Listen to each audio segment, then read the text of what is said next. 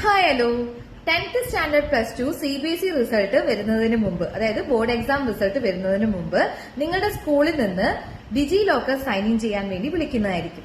അങ്ങനെ വിളിക്കുന്ന സമയത്ത് നിങ്ങൾ as per your Aadhaar card നിങ്ങളുടെ നെയിം കറക്റ്റ് ആയിട്ട് കൊടുക്കുക, ആധാർ നമ്പർ കൊടുക്കുക, ജെൻഡർ കൊടുക്കുക, മെയിൽ ID കൊടുക്കുക, മൊബൈൽ നമ്പർ കൊടുക്കുക. അത് കൊടുത്തതിന് ശേഷം നിങ്ങൾക്ക് 6 ഡിജിറ്റ് പിൻ നമ്പർ നിങ്ങളുടെ സ്കൂളിൽ നിന്ന് തരുന്നതായിരിക്കും.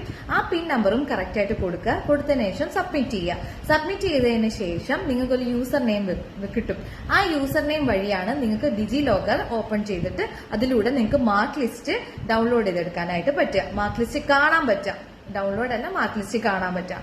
അതുകൊണ്ട് നിങ്ങളൊരു കാര്യം ശ്രദ്ധിച്ചോളാം. 3 ദിവസം മുമ്പ്, അതായത് ഡിജി ലോക്കർ എക്സാം റിസൾട്ട് വരുന്നതിന് 3 ദിവസം മുമ്പാണ് നിങ്ങളുടെ സ്കൂളിൽ നിന്ന് അത് ചെയ്യാൻ പറയുക. അപ്പൊ തന്നെ ശ്രദ്ധിച്ചോളാം, വേഗം തന്നെ നിങ്ങളുടെ എക്സാം റിസൾട്ട് വരുന്നതായിരിക്കും. ബൈ.